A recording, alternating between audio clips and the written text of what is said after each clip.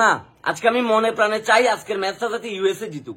USA জিতলে আর আমরা যদি হোয়াইট ওয়াশ হই তাহলে আমরা আমাদের লেভেলটা বুঝতে পারবো, যে এই জিনিসটা আমরা এতদিন বুঝিও না বোঝার ভান ধরে আমরা বসেছিলাম।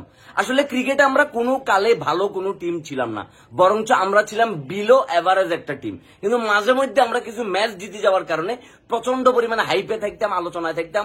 আমাদের জনসংখ্যা বেশি, সাংবাদিক বেশি, ইয়েলে বলি চারদিকে একটা আওয়াজ হইতো। কিন্তু আমরা সারাটা জীবন যখনই হারিয়ে গেছি তখনই আমরা অজুহাত দিছি। মানুষের হাত থাকে দুইটা, আর মায়ের দোয়া ক্রিকেট টিমের হাত হয়েছে তিনটা, ডান হাত, বাম হাত, অজুহাত।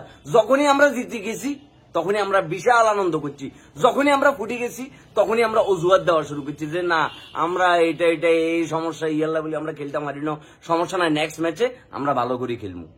কোনো কালে আমরা ভালো খেলি নেই।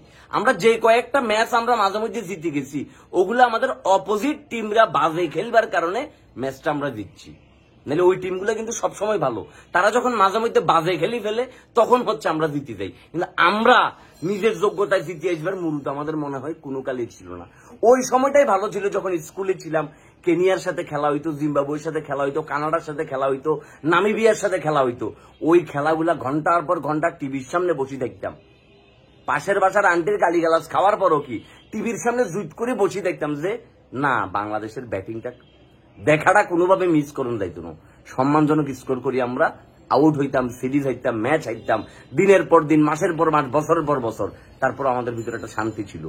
কিন্তু এই যে এত বছর পরে আসিও দীর্ঘ এতগুলো সুযোগ সুবিধা পাওয়ার পরে, এত লাখ লাখ টাকা বেতন নিবার পরে বাংলাদেশের ক্রিকেট ফ্যানদের সাথে যেগুলো আপনারা করলেন এটা প্রতারণা, এটা আর কিচ্ছু না। বাংলাদেশের ক্রিকেট ফ্যানদের সাথে আপনারা প্রতারণা করছেন। বাংলাদেশের ক্রিকেট ফ্যানরা যে লেভেলের রেসপেক্ট ডিজার্ভ করে ওইটা আপনারা দিতে পারেন না। এই যে দেখলাম যে প্রবাসী ভাইরা তাদের কষ্টের পরিশ্রমের টাকা দিয়ে টিকিট কিনছে, ম্যাচ দেখার টিকিট, অলরেডি তারা সেটা অর্ধেক দামে বিক্রি করে দিতেছে, কারণ তাদের খেলা দেখবার কোনো মুড নাই। তারা বলতেছে ইউএস এর মতো টিমরে আমরা হোয়াইট ওয়াশ করবো, এই জিনিস দেখার জন্য গেছি।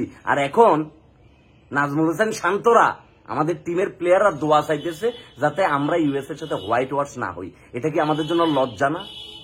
আজকের ম্যাচটা যদি আমরা হারিয়ে যাই মনে করেন যে বাংলাদেশের ক্রিকেট এখানে মরে গেছে।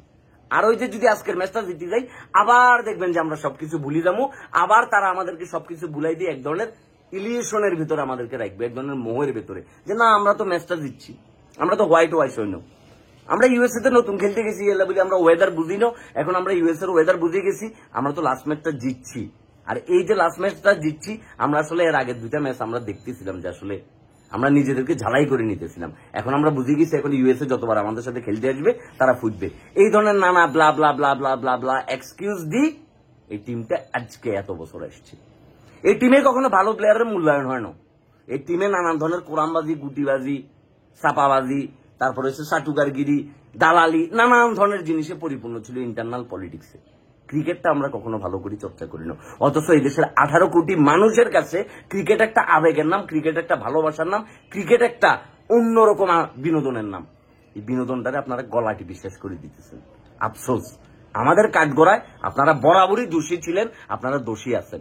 যদি নিজেরে কি নির্দোষ প্রমাণ করতে চান ক্রিকেটটারে বাঁচান, নিজের পেশাটার প্রতি রেসপেক্ট রাখেন, ক্রিকেটটা মন দিয়ে খেলেন, অন্য কিছু বাদ দেন।